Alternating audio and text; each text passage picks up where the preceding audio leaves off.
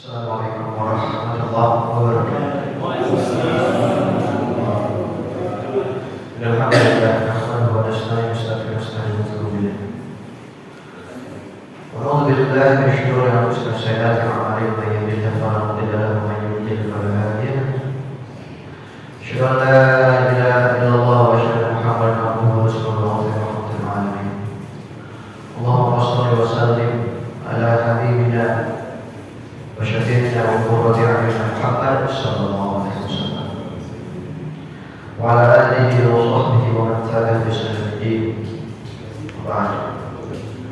Qala Allah ta'ala fi kitabil karim, ya ayyuhalladzina amanu taqullaha haqqa tuqatih wa la tamutunna illa wa antum muslimun. Qala ya ayyuhan nasu ittaqu rabbakum alladzi khalaqakum min nafsin wahidah وخلق منها زوجها وبث منهما رجالا كثيرا ونساء واتقوا الله الذي تساءلون به والارحام ان الله كان عليكم رقيبا. قال يا ايها الذين امنوا اتقوا الله وقولوا قولا سديدا يصلح لكم اعمالكم ويغفر لكم ذنوبكم ومن يطع الله ورسوله فقد فاز فوزا عظيما. فإن أصدق الحديث كتاب الله خير الهدى محمد صلى الله عليه وسلم وشر الأمور محدثاتها وكل محدثة في دين الله بدعة وكل بدعة ضلالة وكل ضلالة في النار. Alhamdulillah, saudara-saudaraku jemaah mushola yang istiqamah yang Allah muliakan, kembali lagi kita dikumpulkan oleh Allah di taman syurga ini. Ya, taman syurga. Yang dimana Rasulullah SAW bersabda dalam hadis yang diriwayatkan Muslim, "Idza martum bi riyadil jannati farka'u." Kalau kalian lewat, kalau kalian melihat taman syurga, mampirlah. Sahabat bertanya, "Kaifa dzalika ya Rasulullah?" Bagaimana demikian ya Rasulullah? Taman syurga di bumi, di dunia itu maksudnya bagaimana?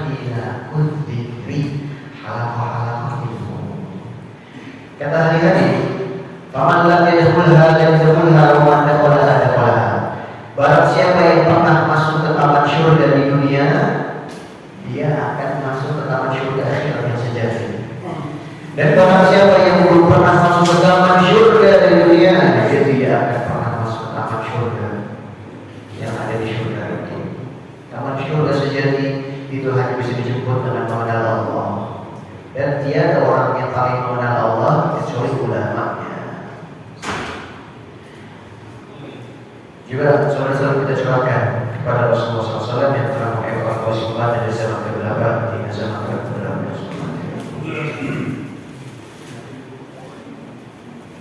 Baik, Bapak-Bapak yang memuliakan, kita lanjutkan ya kajian akidah kekawin kita yang pekan kemarin itu membahas tentang al-awamir al-mustalzamah bi ghairiha.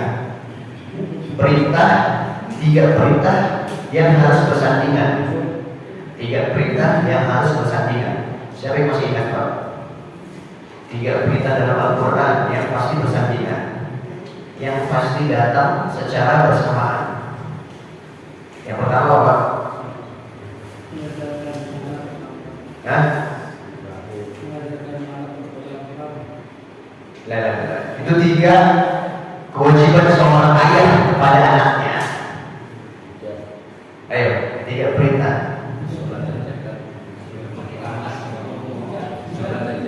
Jangan proyokan Pak. Ayo, saya misalkan kita nonton 3 perintah yang selalu beriringan.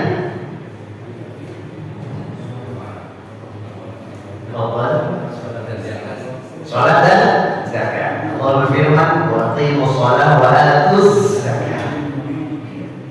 Kerjakanlah salat, tunaikanlah zakat. Orang yang melakukan salat meninggalkan zakat dusta, bohong kosong. Yang pertama, yang kedua Pak.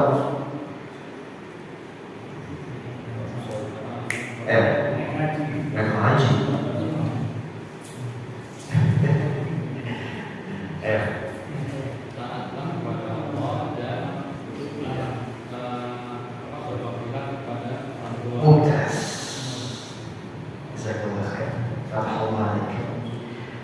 atiiullah. Nah, kembali. Wa qala rabbuka alla ta'budu illa iyyahu wa bil walidaini ihsana. Perintah untuk mentaati Allah pasti beriringan dengan taat kepada orang tua, berbakti kepada orang tua. Karenanya ulama tafsir mengatakan, contohnya Al-Katsir dalam tafsir Qur'annya, tafsir Qur'an Al-Azim atau dikenal dengan tafsir Qur'an Al-Karim, tafsir Al-Katsir, beliau berkata bahwasanya orang siapa hamba yang berbuat taat kepada Allah dan mendurhaka kepada orang tuanya, maka dia belum beriman dengan sejati iman saudara Allah. Karenanya berbakti kepada taat kepada Allah tercerminkan dengan baktinya seorang anak kepada orang tua.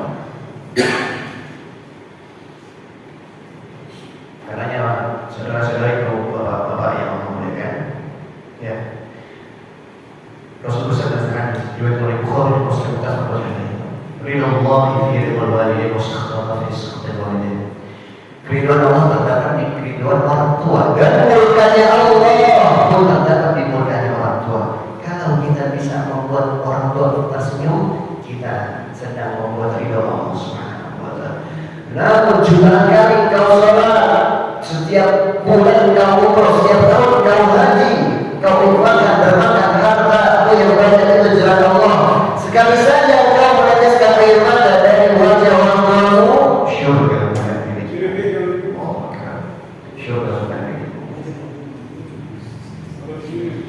Tiga perintah yang selalu beringat, taatilah Allah, taatilah Rasul, taatilah Allah, taatilah Rasul.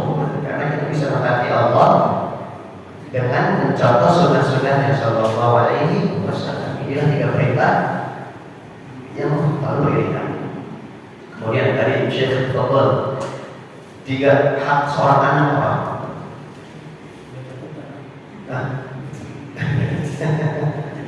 Tiga hak seorang anak apa? Yang harus wajib diberikan oleh bapak kepada anaknya tiga. Ayyu'allimaka al-Quran. Pertama kata Umar bin Khattab, mengajarkan Al-Quran.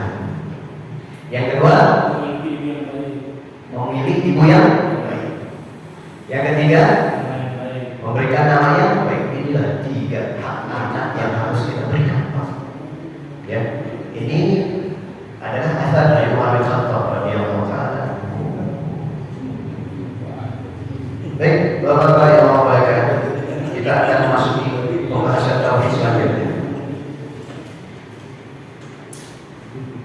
Allah Subhanahu wa taala berfirman dalam surah An-Nisa ayat 36. Wa'budullaha wa la tusyriku bihi syai'an wa bil walidayni ihsana wa bidzil qurba wal yatama wal masakin wal jari dzil qurba wal jari al-junbi was sahibil jambi wa bis sabili wa man malakat aymanukum.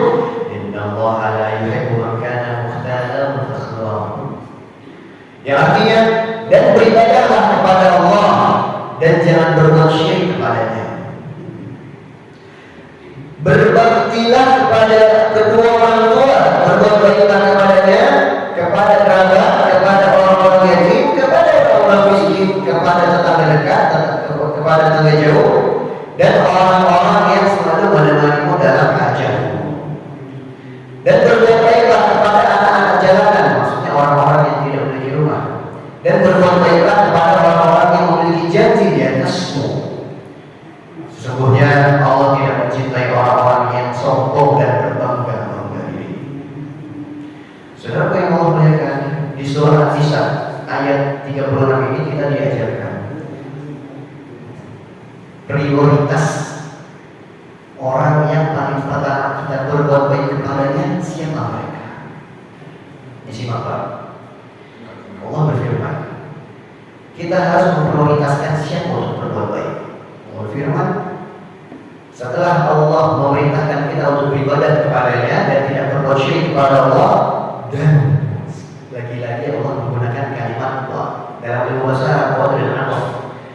Bihukmi ma qabla lana ba'dah, untuk menghukumi yang akan datang dengan yang sebelumnya.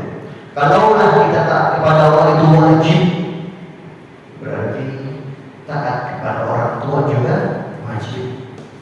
Karena pakai jannah, bukan pakai thumma, bukan pakai kemudian. Beribadahlah kepada Allah dan jangan berbuat syirik kepadanya, dan berbuat baiklah kepada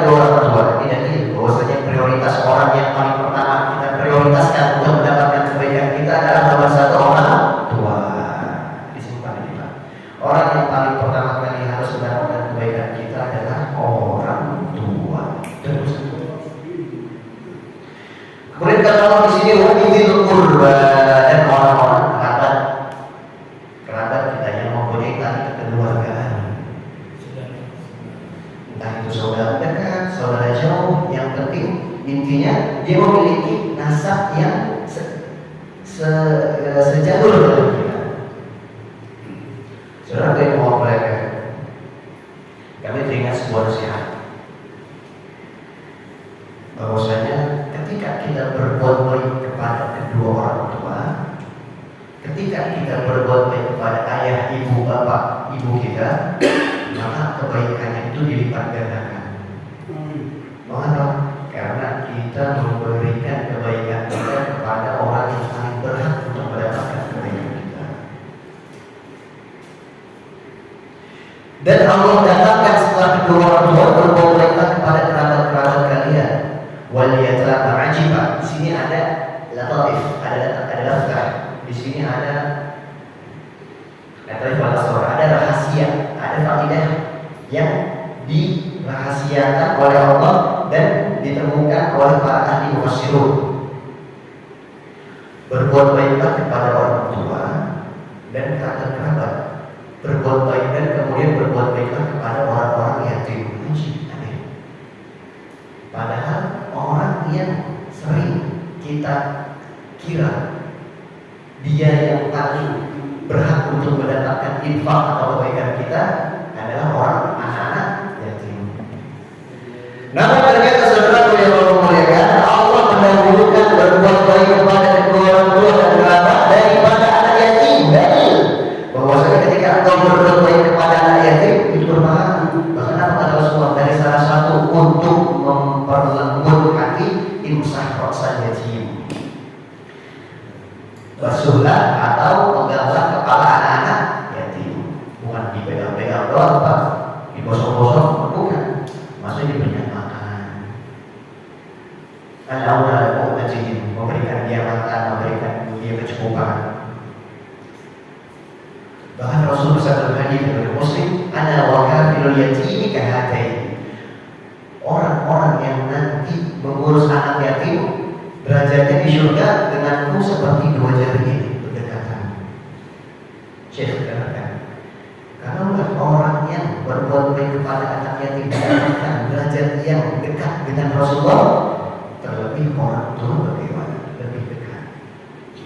Karena dikata di tafsir, orang-orang yang berbuat baik kepada kedua orang tua dan kerabat mereka itu lebih afdal, lebih utama daripada orang-orang yang memberikan hartanya kepada anak yatim, orang-orang miskin, tetangga dekat atau jauh, dan orang-orang yang tidak punya rumah di jalanan. Syekh, saudaraku, kami ingin mengajak kita berpikir sejenak. Anak yatim itu sejatinya lebih butuh dengan bantuan kita, karena telah hilang darinya nafkah, telah hilang darinya orang yang harus menafkahi dirinya. Orang-orang miskin itu kalau kita pribadi dengan mata manusia ini, kacamata manusia, seakan-akan kita mengatakan orang miskin lebih utama, lebih diprioritaskan untuk mendapatkan sedekah atau pertolongan kita. Namun ternyata saudara membayangkan orang yatim, anak yatim, orang miskin, tetangga jauh atau dekat, kemudian orang yang memiliki hubungan dekat dengan kita dalam suatu hajat, dan orang-orang yang tidak mempunyai rumah itu ditaruh di belakang. Allah lebih mendahulukan orang tua dan kerabat untuk kita berbuat baik kepadanya. Karena saksikan Rasulullah ini yang dibawakan oleh At-Tirmizi dalam Sahihnya dan Sunannya, bahwasanya Rasulullah SAW bersabda,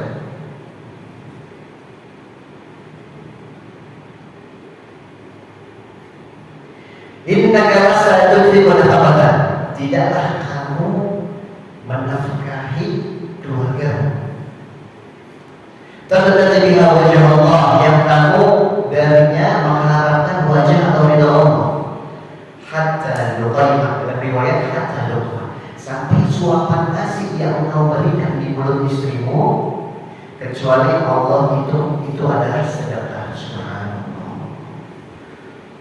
Tidaklah suapan yang kau suapkan kepada mulut istrimu kecuali Allah itu pasti adalah sedekah.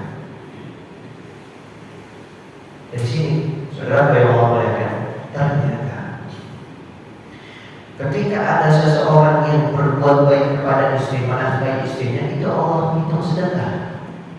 Dalam hadis dia makna bahwa saya Rasulullah bersabda, as-sadaqatu 'alal faqir sadaqah. Sedekahmu terhadap orang-orang fakir atau orang-orang miskin itu dihitung sedekah.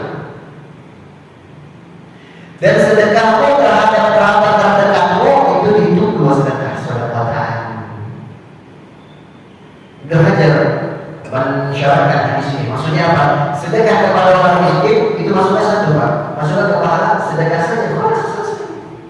Namun sedekah kita kepada orang tua atau kepada kerabat kita itu 2 kebaikan. Sedekah itu sendiri dan silaturahim. Karena saudara yang Allah muliakan, sejatinya ketika engkau keluar rumah mencari rezeki Allah dari pagi ke malam atau bahkan dari pagi ke pagi, kalau kau niatkan itu karena Allah, tadadzali biha wajah Allah, kau mengharap wajah Allah atau kau mengharap ridha Allah, setiap langkahmu mendekatkan dirimu kepada syurga Allah. Makin jauh tempat kerjamu, makin dekat jalanmu kepada syurga Subhanahu wa ta'ala. Karenanya kami katakan, demi Allah, sejatinya seorang mukmin yang takassub, sejatinya seorang mukmin yang mencari nafkah untuk keluarganya, dia sedang berjihad di jalan Allah. Bukankah orang yang memberikan nafkah kepada anak yatim itu mendapatkan pahala yang bahkan kata Rasulullah dekat dengannya, dekat dengan diri Rasulullah sampai seperti jari tengahnya jari telunjuk? Dan ternyata Allah lebih mengutamakan keluarga atau orang tua kita untuk kita berbuat baik kepadanya. Jadi bahwasanya ketika kita berbuat baik kepada keluarga atau orang tua kita itu lebih utama, lebih bisa mengundang ridhonya Allah. Pak, tapi terkadang kita balik, Pak, bilang sama teman sebaya bapak memperhatikan yang lain, itu asiknya bukan? Seorang syekh bercerita, waktu itu aku memiliki seorang teman, dia ditelepon oleh bosnya, oleh teman sekantornya. Halo, ini cerita di Saudi, Pak. Ada syai'in, alhamdulillah. Mereka ngobrol asik ya. Oh, asik ngobrol. Lagi ngobrol, ada anaknya bawa gambar hasil kreasi tangannya. Bapaknya tidak sengaja nyenggol anaknya sampai jatuh, jatuh anaknya. Itu si anak dimaki-maki. Kamu gimana sih anak punya mantan dasar? Gak tahu apa yang dia lagi telepon. Kalau kamu jatuh bagaimana? Kalau kamu nolak bagaimana? Marah-marah. Seperti kemana kamu video, pergi. Anaknya pergi, si bapaknya pergi. Halo, enggak tadi apa-apa. Anak saya biasa, subhanallah. Kami telah sampaikan, pernah kami sampaikan, Syekh, antum di PT, di kantor atau instansi kerja antum manapun, ketika antum mendapatkan jabatan yang tinggi, antum diberikan gaji oleh atasan atau antum memiliki sebuah perusahaan, ketika antum meninggal 1-2 hari mereka akan sedih. Mereka akan datang ke rumah antum, membawa bunga karangan. Mereka akan sedih 1-2 hari. Apakah setelah 1-2 hari itu mereka akan sedih? Dengan secepatnya mereka akan menggantikan antum, akan menggantikan posisi orang yang meninggal ini. Ada atasan baru, ada anak buah baru. Tapi ketika engkau menjadi seorang ayah, selama-lamanya engkau akan menjadi seorang ayah. akan selalu menjadi anak, nggak mungkin anak mengganti bapak yang lain lah. Karena saudara yang Allah muliakan, ketika kita bisa berbuat baik kepada teman sebaya kita, harus kita lebih benar perhatian kebaikan kita kepada orang-orang terdekat kita, terkhusus orang tua dan keluarga.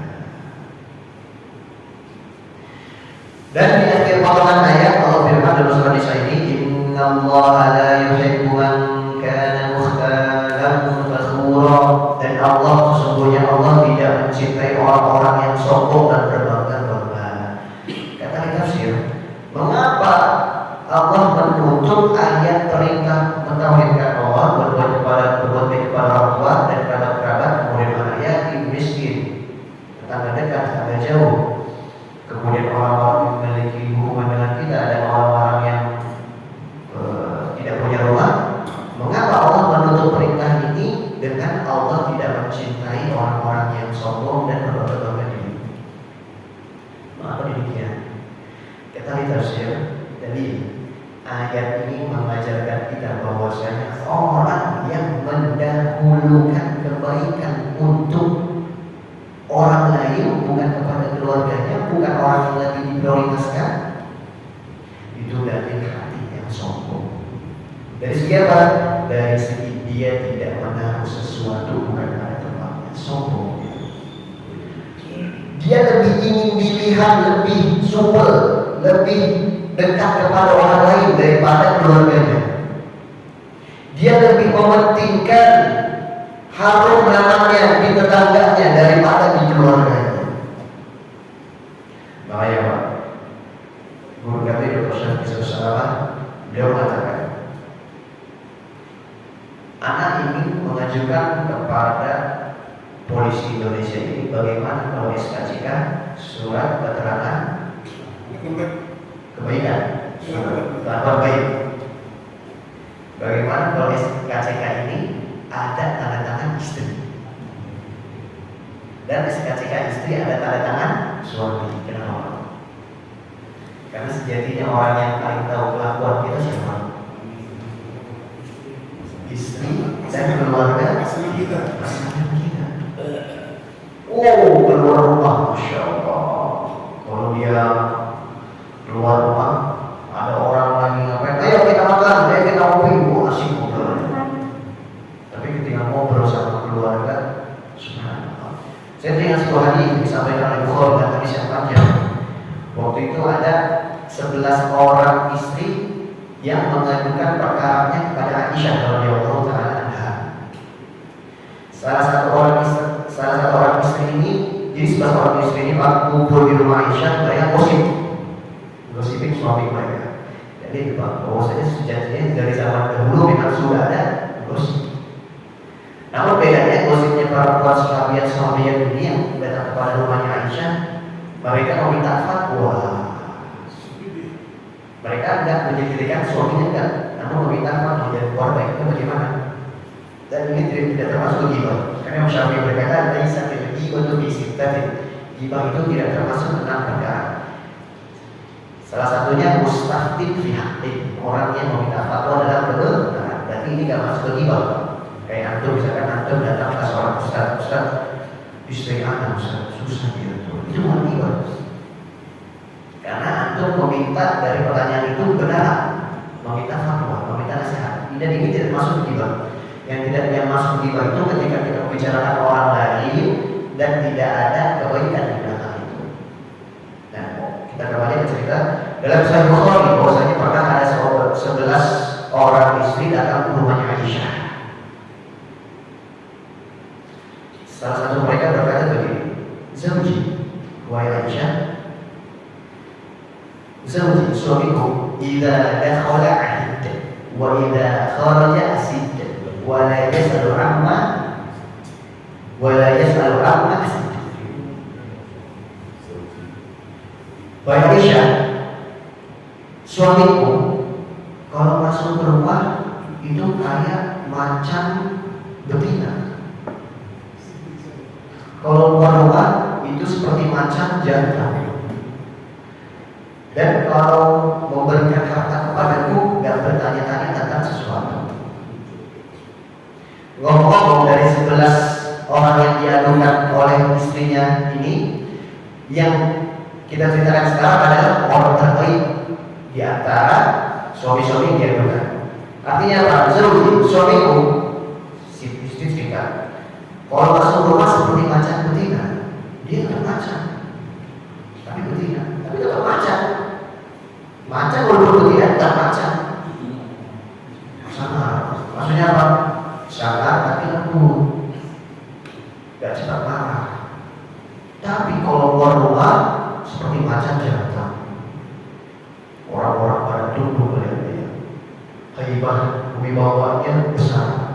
Orang-orang melihat dia wah, harum namanya. Tapi ketika masuk rumah, dia nggak membawa jabatannya itu dalam rumah. Sebelum kita lanjutkan, Syekh, atau pernah dengar cerita kan? Ketika Rasulullah SAW teringat dengan Khadijah. Istri Rasulullah yang pertama adalah siapa? Khadijah. Dan istri tercinta Rasulullah SAW itu adalah Khadijah. Rasulullah SAW walaupun setelah meninggal Khadijah, beliau tetap mendatangi kuburan Khadijah untuk berziarah, maksudnya, dan beliau tetap menyambung tali silaturahimnya Khadijah untuk menjaga bahwasanya Rasulullah SAW mencintai Khadijah dan keluarganya Khadijah.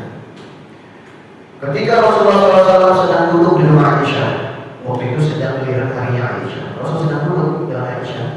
Tiba-tiba di luar ada suara perempuan, Assalamualaikum. Dan suara perempuan ini mirip dengan Khadijah. Ternyata itu adalah Tulaiha. Tulaiha itu kakaknya Khadijah. Kalau kami katakan Tulaiha. Ketika Rasulullah sedang dengan Khadijah lagi ngobrol sama Aisyah, tiba-tiba di luar ada yang ketuk, Assalamualaikum. Rasulullah langsung berdiri berkata, Allahumma inna Khadijah. Ya Allah, itu Khadijah. Padahal Khadijah sudah meninggal. Aisyah cemburu, Pak. Ya kan? Istri muda, tapi sang suami lebih memikirkan istri yang sudah meninggal. Ketika datang kakaknya Khadijah dengan suara yang mirip dengan Khadijah, Rasul berdiri. Allahumma inna Khadijah. Ya Allah, itu Khadijah. Akhirnya Aisyah pun berdiri, cemburu sampai pipinya merah, makanya dia dilakukan dengan Humairah. Pipinya merah berkata, Khadijah, Khadijah, Khadijah, Khadijah lagi, Khadijah lagi, Khadijah lagi. Masya Allah. Lazilta, senantiasa engkau wahai Rasulullah teringat bi'ajuzin min ajaizi Quraisy hamra as-sidq, hamra as-sidq. Mengapa engkau selalu teringat dengan perempuan Quraisy yang sudah mati, yang giginya ompong? Aisyah itu Pak. Jadi saking cemburu dengan Khadijah, Aisyah apa Aisyah? Mengapa dikit-dikit ingat Khadijah yang mati, sudah mati, bisa orang Quraisy yang mati ini dari kalangan Quraisy yang giginya ompong. Subhanallah.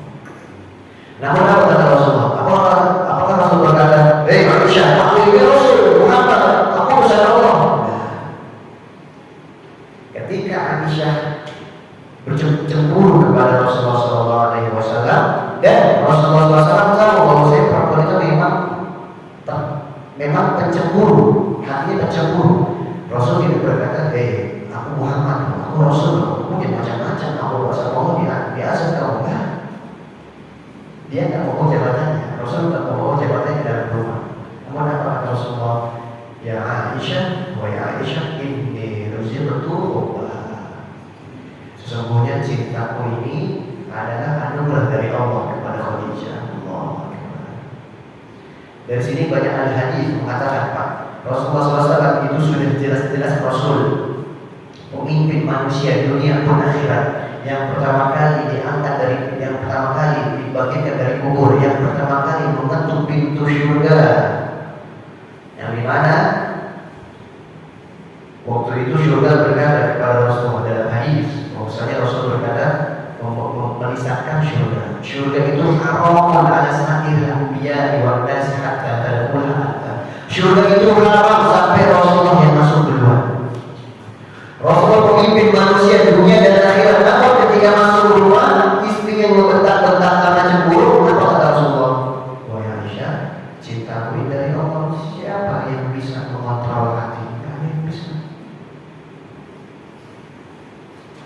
dari hadis Pak. Dan sebenarnya kita mengambil hikmah bahwasanya Rasulullah SAW tidak pernah membawa jabatannya ke dalam rumah. Ada yang misalkan PRT di sini atau RW atau gubernur, istrinya macam-macam. Ini gubernur ini, jangan macam-macam. Atau presiden, istrinya berbuat salah. Ini presiden ini. Saya lewat di jalanan pada tutup, kamu berlawan sama saya. Subhanallah. Tidak pernah beliau membawa jabatan ke dalam rumah. Karena Pak, setinggi jabatan, setinggi apapun jabatan antum di kantor, di tempat kerja antum, percayalah antum itu adalah sebagai seorang suami untuk istri. Dan antum adalah sebagai seorang ayah untuk anak-anak antum. Maka dari itu jangan membawa jabatan ke dalam rumah. Maka dari itu Allah menaruh ayat, menutup ayat yang kami bacakan di atas, Innallaha la yuhibbu man kana mukhtalan fakhura. Allah tidak mencintai orang-orang yang sombong dan berbangga-bangga diri. Ini dalil bahwasanya orang yang tidak menaruh kebaikan, tidak memprioritaskan kebaikan kepada orang-orang yang tepat, itu biasanya adalah orang-orang yang sombong. Itulah munasabatul ayat. Itulah keterikatan ayatnya, Pak. Ya. Jadi saudara yang dimuliakan, di sini kita diajarkan bahwasanya ternyata kesempurnaan tauhid seseorang itu memang ketika dia memprioritaskan kebaikan kepada orang-orang yang lebih berhak. Ketika dia sudah beriman kepada Allah, kemudian ketika dia telah berbuat baik kepada orang tua dan kerabat dekat, kepada anak-anak yatim, kepada orang-orang miskin, tetangga dekat, tetangga jauh, kemudian ketika dia memuliakan orang-orang yang punya urusan dengannya dan orang-orang yang tidak memiliki rumah, ketika dia mengurutkan kesembilan ini pada tempatnya, sesungguhnya telah lengkaplah tauhidnya, telah lengkaplah keimanannya kepada Allah Subhanahu wa Ta'ala. Karenanya, saudara yang Allah muliakan, kita harus menaruh sesuatu itu pada tempatnya, pada tempatnya. Ya. Anas bin Malik pernah berkata, Rasulullah SAW itu kalau sudah jalan keluar rumah, tidak ada laki-laki atau perempuan yang berani menatap ke mata Rasulullah langsung. Dalam kitab Asy'ariyah Muhammadiyah, kira Imam Abu Isa At-Tirmizi, yang At-Tirmizi menulis sebuah buku sirah namanya Asy-Syama'il Al-Muhammadiyah. Kata beliau, membawakan riwayat dari Anas, ketika Rasul keluar rumah itu laki-laki, bahkan Umar bin Khattab yang langkahnya bisa mengusir syaitan,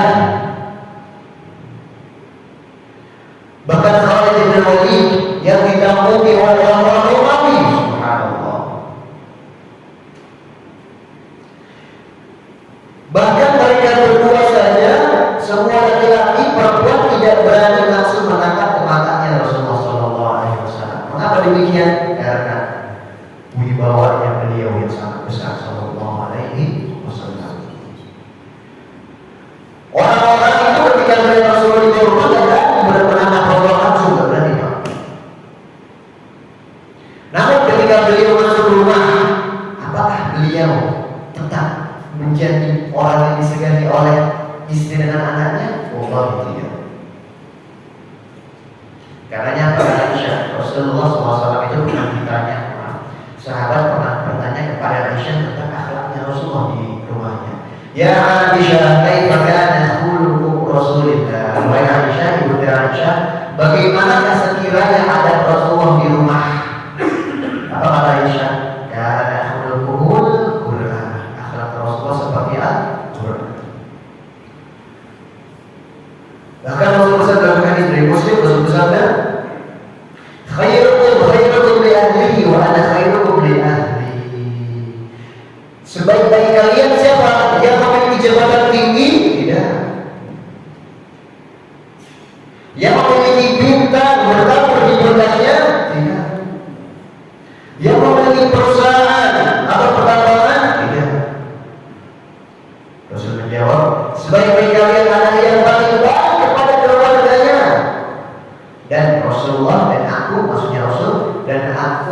orang yang paling baik terhadap keluarga. Ketika Rasulullah keluar, orang-orang itu pada sedar dengan Rasulullah SAW. Namun ketika beliau masuk rumah, demi Allah, tidak ada laki-laki yang lebih romantis, tidak ada suami yang lebih mencintai istrinya daripada Rasulullah SAW. Tidak ada laki-laki yang lebih menyayangi istrinya daripada Rasulullah SAW. Bahkan dalam ceramah seorang syekh, saking romantisnya Rasulullah SAW itu, beliau itu meninggal di harinya Aisyah, di rumahnya Aisyah, di kasurnya Aisyah, di pangkuannya Aisyah. Sebelum meninggal tercampur air liur dengan air liur Aisyah. Subhanallah. Saking cinta yang beliau dengan Aisyah, saking cinta yang beliau dengan istri-istrinya, sebelum meninggal beliau SAW itu mengumpulkan semua istrinya terdahulu. Yang 11 dikumpulkan, riwayat 9 dikumpulkan. Beliau menyampaikan sebuah wasiat dan nasihat. Betapa banyak zaman sekarang ketika seorang laki-laki sekarang di rumah sakit atau dimanapun istrinya tidak ada di sampingnya. Maka demikian karena hilang cintanya. Saudara yang Allah muliakan, bab ini tentang tauhid akidah. Akidah itu menyentuh hati keimanan. Karena hati kita dibenarkan oleh Allah.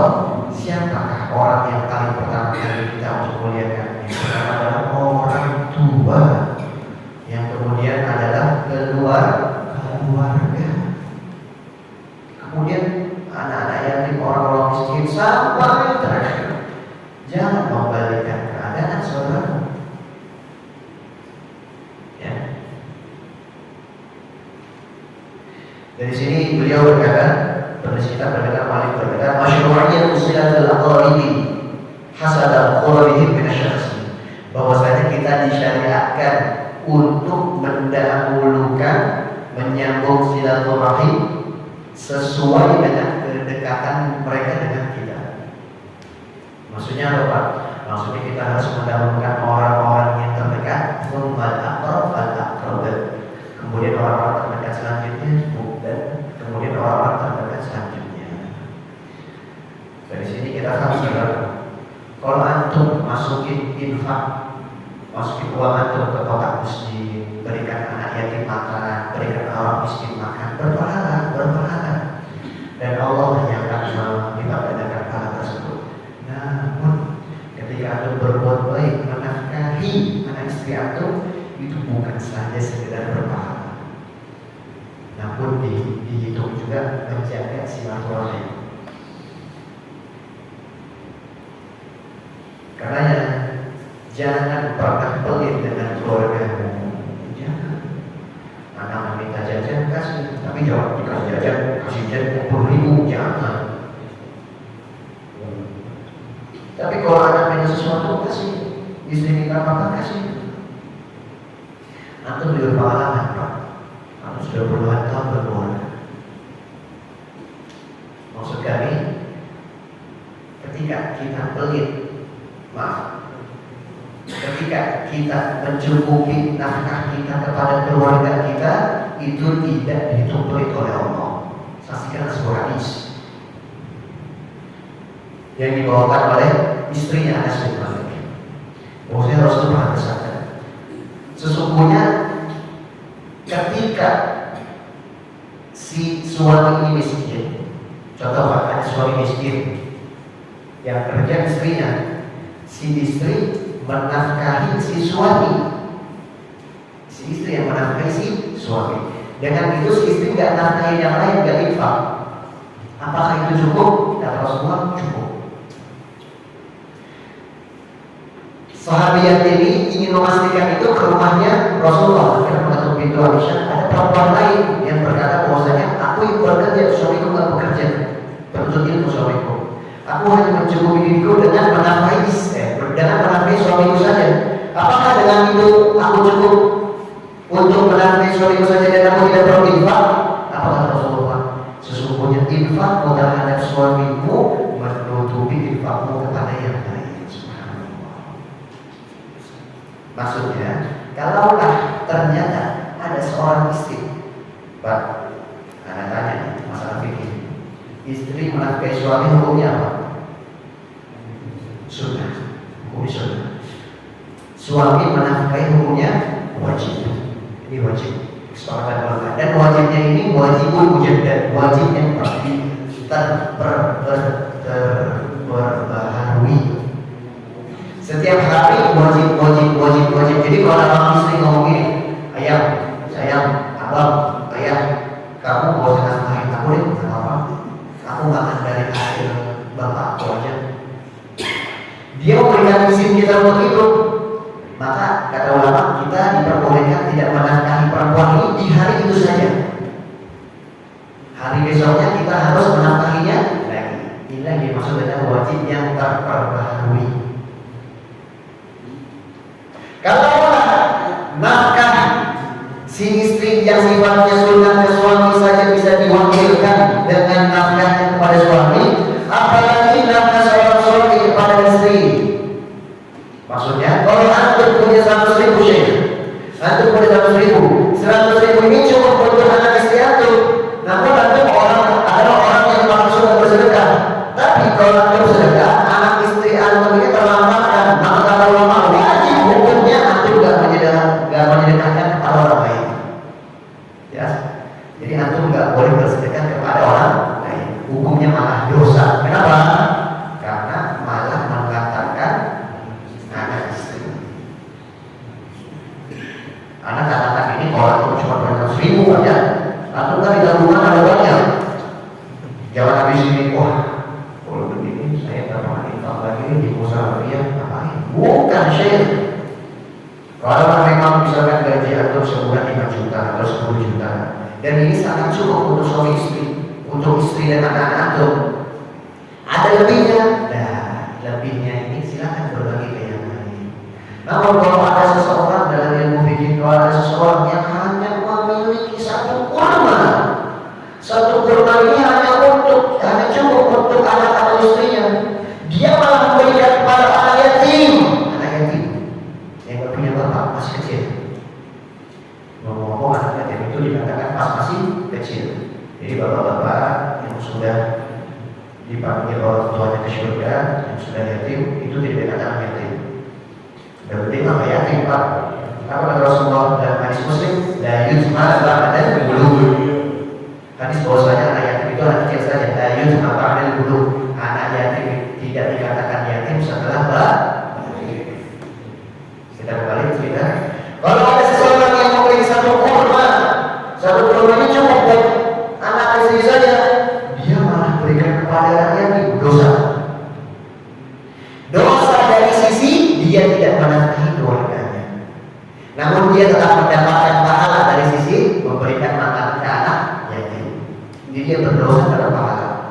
Bagaimana caranya? Nafkahilah dulu keluarga, kalau ada lebihnya baru kau lakukan yang sunnah-sunnah. Syekh, di penghujung kajian ini kami ingin menyampaikan sebuah hikmah. Kalau ada seseorang yang menafkahi keluarganya, itu dihitung sebagai sedekah. Berarti sama saja dia sedang menginfakkan harta di jalan Allah, dan Allah akan lipat gandakan. Bukankah Allah Subhanahu wa ta'ala firman, "Matal ladzina yunfiquna fi sabilillah kamathali habatin ambat sab'asana fi kulli subulatin mi'atu habbah." Perumpamaan orang yang menginfakkan harta di jalan Allah seperti itu benih ditaruh, kemudian menumbuhkan 7 dan 7 menumbuhkan 10, kemudian sampai 100. Di ayat terakhir, wallahu yudha'ifu liman yasha. Dan Allah melipat gandakan sesukanya. Jadi bahwasanya sejatinya ketika antum menafkahi bersedekah di kotak amal atau di anak yatim, itu berpahala akan Allah dengan 700 kali lipat dan lipat ganda yang lain. Namun ketika antum memberikan makan anak antum, memberikan makan istri antum, menyekolahkan anak atau memberikan anak antum pakaian, memberikan rumah, itu akan Allah ganti juga, namun dengan ganti yang lebih banyak. Mengapa? Karena sejatinya dia telah mendahulukan yang lebih diprioritaskan untuk diberikan kebaikan. Karenanya semangat kerjanya Pak. Jangan loyo pas kerja, dapat pahala, dapat gaji, dapat pahala lagi. Alhamdulillah. Namun dengan syarat pahala, namun dengan syarat kerjanya bismillah. Rasulullah dalam hadis yang juga Hasan oleh Syekh Albani, kullu amal ibadi la yudra bismillah wa ta'ala. Dan riwayat bahwa setiap amalan anak Adam yang tidak dimulai dengan bismillah maka terputus dari kebaikan. Sebelum kerja bismillah saya dapat pahala, dapat gaji, uang transport dapat, alhamdulillah. Dengan syarat bismillah. Semangat kerjanya Pak. Karena demi Allah, ketika antum menafkahi keluarga itu dihitung jihad.